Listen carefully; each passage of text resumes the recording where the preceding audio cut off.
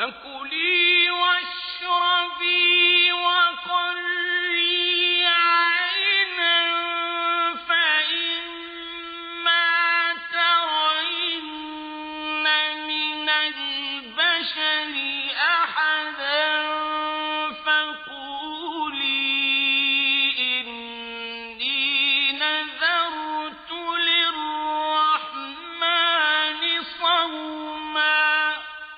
Hey everyone, assalamu alaikum. Welcome to the Islamic Mary podcast.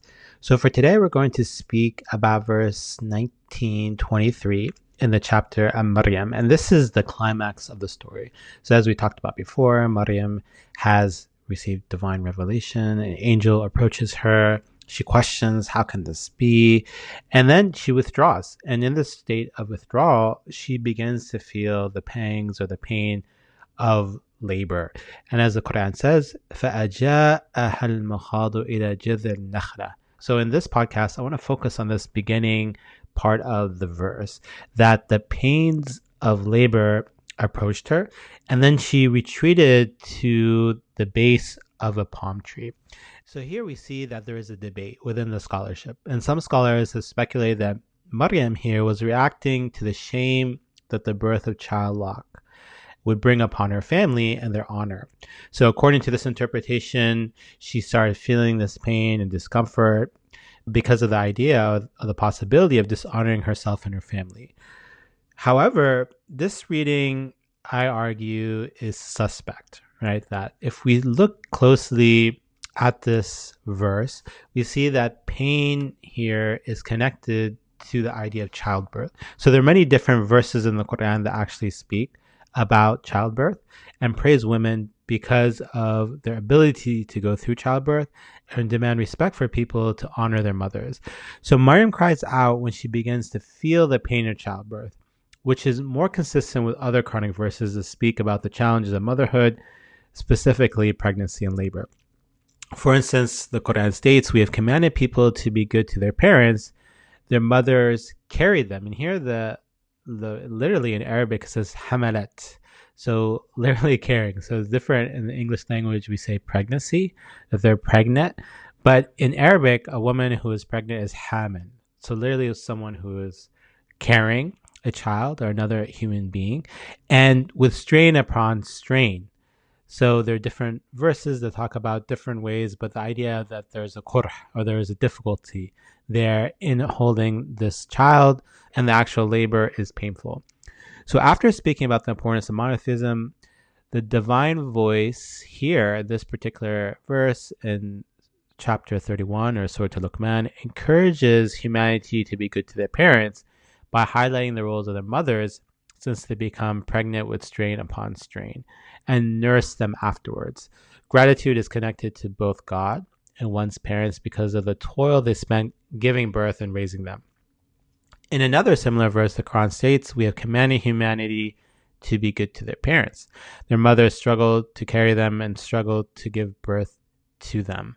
So in this verse, labor is mentioned explicitly alongside that of pregnancy as a form of struggle that mother goes through and a reason why children should be good to their parents. Commenting on this verse, some exegetes observe that the Quran makes a general proclamation to be good to one's parents, but specifically mentions the struggles and hardships of mothers. One commentator, Fakhruddin al-Razi, even states that these verses indicate that the mother's rights are more, and various prophetic traditions support respecting one's mothers. Modern scholars also note that in the Quran, the role of mothers, women who conceive, give birth, and sustain infants through the period of lactation, is noted with respect.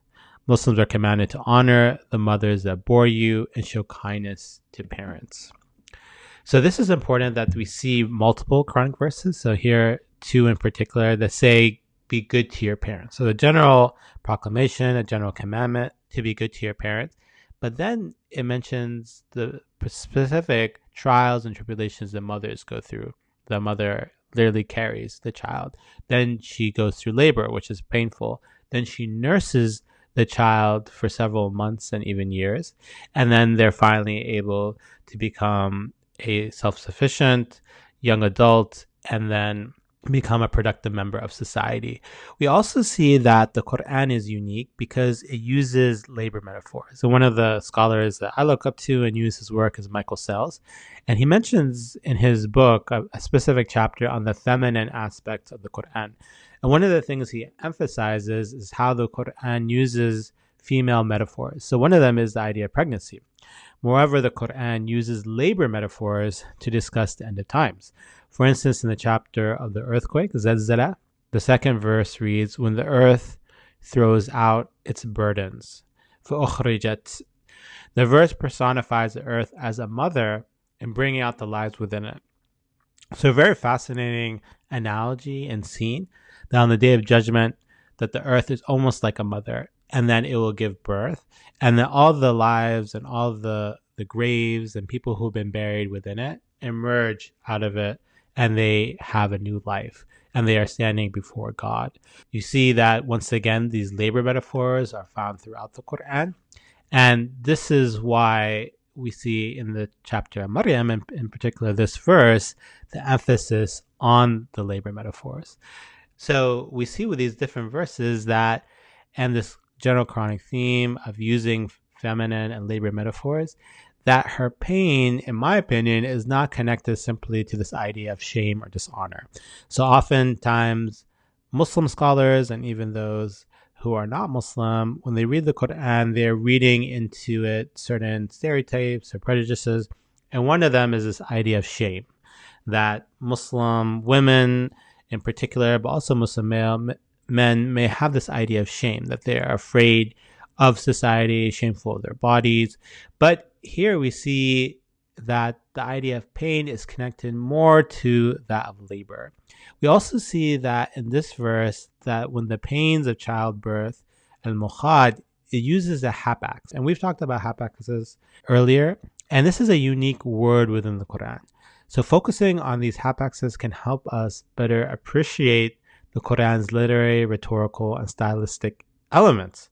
So this hapax and hapaxes in general often signal something extraordinary within the narrative, and that important event is about to occur.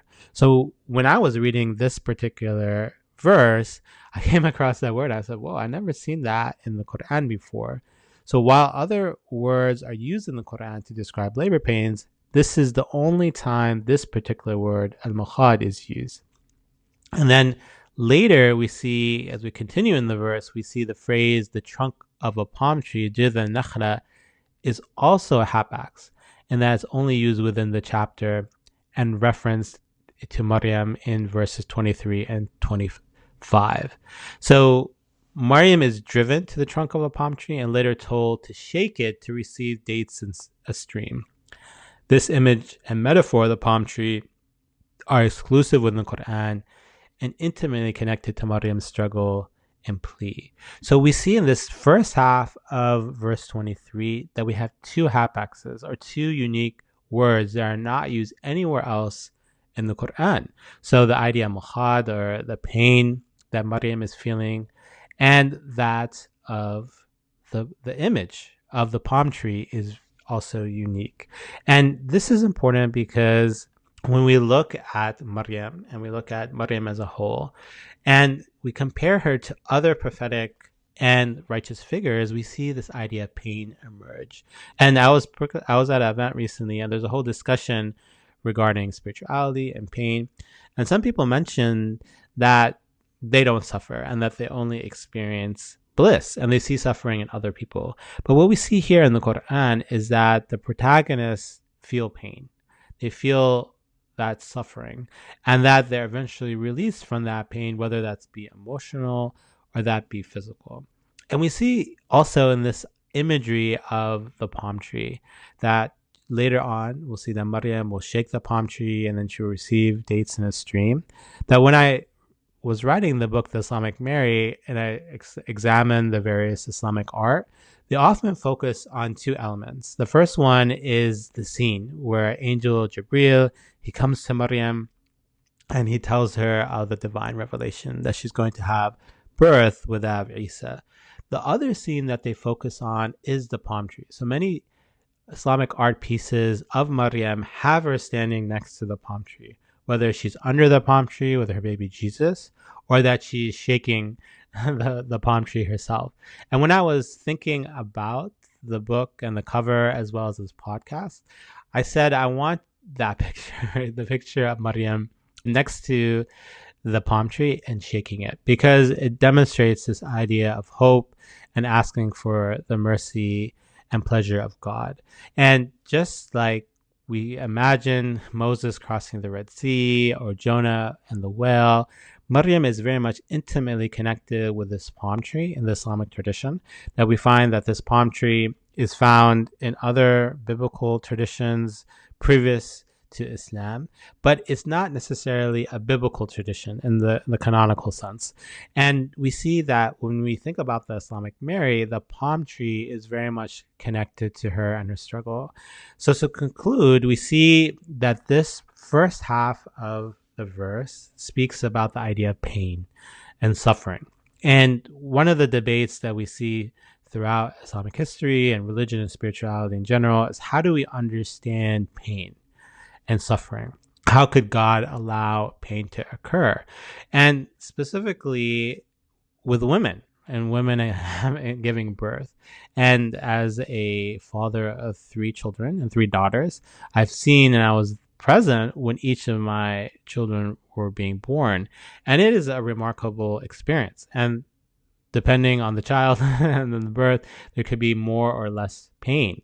And what this verse, and I think other verses in the Qur'an, are saying is that yes, there is this pain that occurs, and that is one of the reasons that lead to the idea of gratitude. That's why you should be kind and grateful to your parents, specifically your mother, because of the tribulations that they went through, whether that be literally carrying the child for 9 months, then later giving birth, and then suckling the child. These are all things that require a tremendous amount of time and effort. We also see that Maryam is not just connected to the idea of shame and dishonor. And even today, when I often teach about Islam, some of my students, they refer to honor killings, the idea that Muslims care about honor, especially honor tied to that of women, and that they will seek revenge, Muslim men in particular, if they feel that the honor of other women has been disparaged. However, I argue, and I specifically argue this in a forthcoming paper in the studies of interreligious dialogue, that this verse should not be connected necessarily with that of honor and shame, that she is feeling dishonored and then she's going to be disparaged by her people, and that's why she feels the pain. But rather, there is this larger theme within the Quran of accepting childbirth and accepting the idea that is a painful, it's a reality, but this pain is not connected to sin, it's not connected to women being inferior to men, but rather it should be connected to shukr, or to be thankful to your parents and to your mother for giving you birth. And then I'm always struck with this imagery, Maryam. Yeah, as someone who's written a book on her and now doing this podcast, sometimes I imagine Maryam and how she would look like. And this idea of her standing next to the palm tree or under its leaves is an imagery that keeps coming back to me. And when I explored Islamic art and specifically wrote the chapter about Maryam and Islamic art, that image keep coming back of Maryam shaking the tree, asking for God's mercy and sustenance, and then God responding to her. And I think this image should be celebrated and should be disseminated. Oftentimes, when I explore biblical and Quranic art, I saw a lot of images of Abraham sacrificing his child, a lot of images of Jonah and the whale, a lot of images of Moses. But to be honest, not as many when it came to Maryam.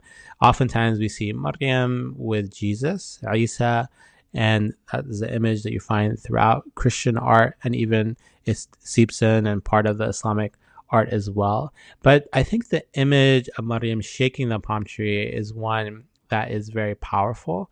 It represents her as a protagonist, and it represents her as a spiritual figure that can be emulated for people of all times. So thank you once again for listening to the Islamic Mary podcast. I'll encourage you to subscribe. Encourage your friends, students, and colleagues to listen to the podcast. You can always email me, text me any ideas, suggestions. You can review this podcast. I'm really happy to see that we're around 10 reviews from different podcasting venues, from Spotify to Apple. And you can visit my website and my newsletter. You can also take my quiz and test your knowledge on the Islamic Mary and see how you do. Thanks once again, and take care.